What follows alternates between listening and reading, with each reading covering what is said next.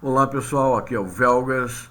Hoje é dia 28 de dezembro de 2022. Estamos no final do ano e o ano novo se aproxima.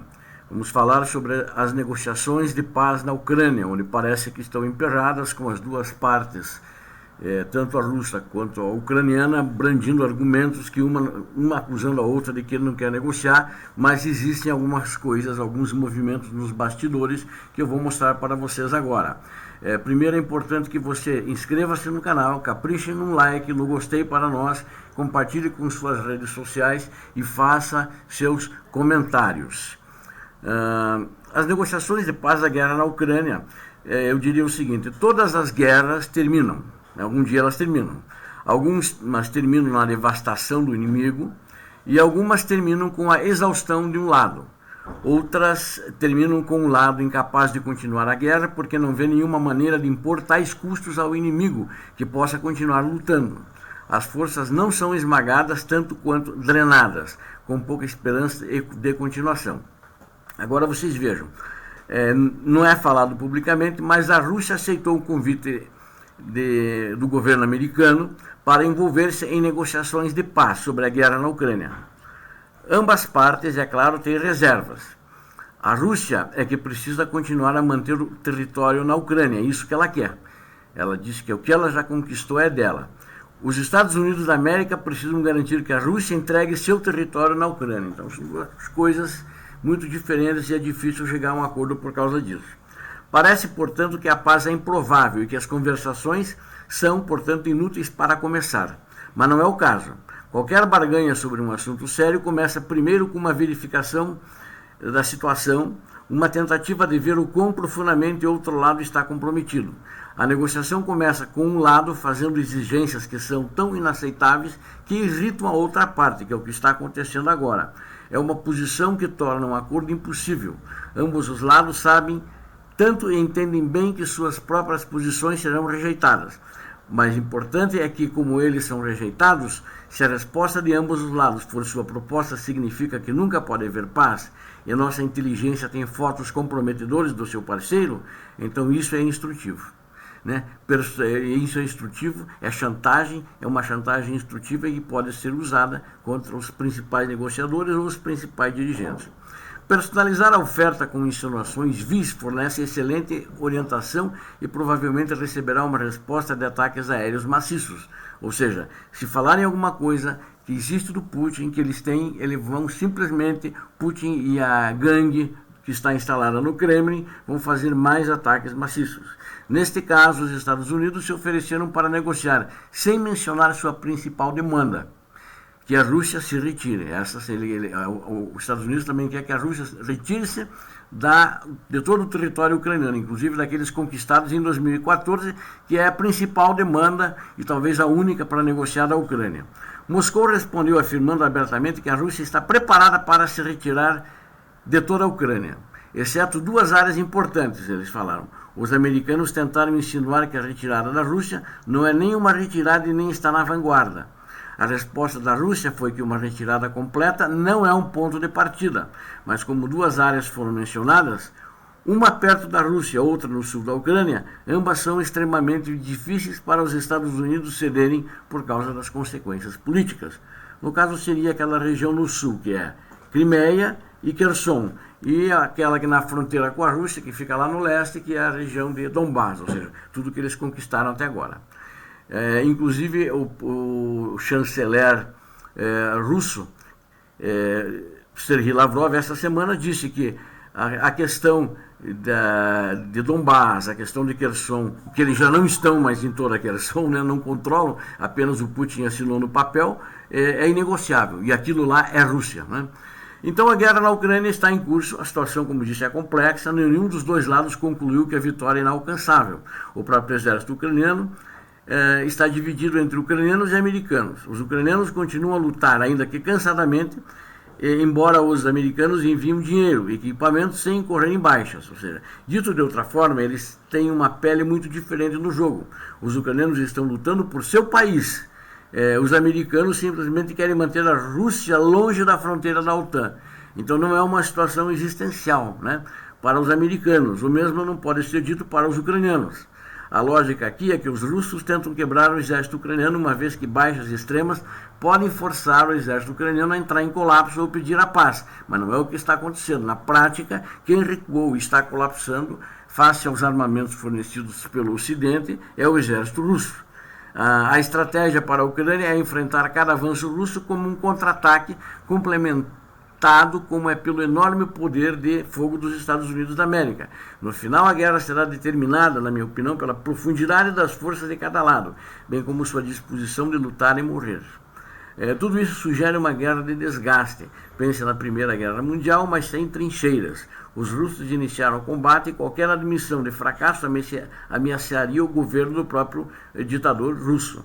As concessões ucranianas equivaleriam a um fim do país, ou pelo menos a uma abdicação de sua independência. Então ele não pode ceder esses territórios, que isso poderia representar um sério risco à soberania ucraniana.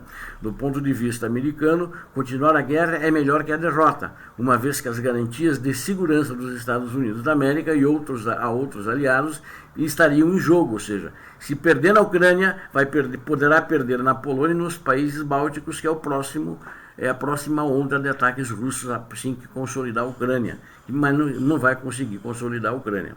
Por esta razão, não acho que os americanos se envolvam muito nas letras miúdas. Nessas circunstâncias, parece que a guerra não pode terminar, mas cada país tem o imperativo de não ser quebrado e não capitular.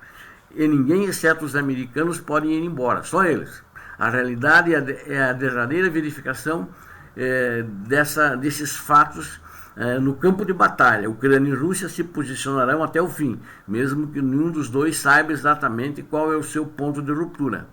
Cada um espera que o outro esteja se aproximando desse ponto de ruptura, e cada um quer evitar alcançá-lo primeiro. É esse medo mútuo do fracasso que leva cada um a um acordo negociado, por mais desprezível e beligerante que este processo seja. A verificação de abertura é seguida por uma realidade emergente de quando você pode jogar e quanto o seu inimigo pode jogar, duas variáveis que são consideradas todos os dias por líderes e soldados. Concessões impensáveis tornam-se então pensáveis. Quanto mais nebuloso isso for, mais cada lado ficará com medo de que de repente quebre. Seja uma coisa, o Volodymyr Zelensky, que é o presidente da Ucrânia, quer uma Ucrânia independente. Já o ditador russo, Vladimir Putin, ele quer ser o presidente da Rússia, né? Que ele sabe que é independente, mas não é democrática, a Ucrânia é democrática. E os Estados Unidos da América querem acabar com a guerra sem baixas americanas. Então isso são ingredientes difíceis de conciliar numa mesa de negociações com interesses efetivamente tão desiguais. Posto isso aqui, é muito fácil de concluir que uma paz agora negociada da guerra na Ucrânia, iniciada e promovida de maneira criminosa pelo ditador russo, é impossível. Ou seja, não acredito que vai haver paz a curto prazo. Hoje, aparentemente, das tropas em terra, eu diria não só aparentemente, mas na realidade, como divulgado pelas principais mídias internacionais, o desgaste é russo e as baixas maiores são russas. Já morreram mais de 103 mil militares russos desde o final de fevereiro, do dia 24 de fevereiro, quando começou esse recrudescimento da invasão, que começou em 2014, de fato. Então morreram 103 mil pessoas só nesse período, até a data de ontem, que era a estatística que eu tinha até a data de ontem, ou seja, é um número muito grande. Para quem ia invadir a Ucrânia, ia resolver em uma semana, 10 dias, e a Ucrânia já estaria toda ela anexada, e com um governo fantoche, né, um governo de Muppet Show, presidido talvez pelo ex-presidente ucraniano e traidor ucraniano Viktor Yanukovych, ou talvez pelo Viktor Medvedchuk, que é compadre, foi preso na Ucrânia e foi negociado numa troca de prisioneiros, e é compadre do presidente russo, do ditador russo Vladimir Putin. Mas não aconteceu, eles estão sofrendo baixas muito pesadas, eles começaram a guerra com 180 mil homens, algumas fontes dizem no início, eles mesmos diziam que era 150 mil, mas depois cresceram para 180 mil, ou seja, da tropa inicial que estava lá, mais da metade já morreu. E aí coloque mais uns 30 mil feridos, ou seja, quase toda a tropa que foi lá já está fora de combate. O que tem agora, por causa disso, o ditador russo fez a mobilização de 300 mil homens, que teve uma grande rejeição do povo russo, que não queria se envolver na guerra porque não queria morrer. O povo russo descobriu que a coisa não estava fácil por lá. Este é o fato. Acredito que, lamentavelmente, todos gostaríamos que tivesse paz no Natal. Só no dia do Natal, no dia 24, o ditador russo determinou mais de 40 ataques que a Ucrânia sofreu de mísseis e artilharia pesada russa. Então, quem que ele está atacando? Civis.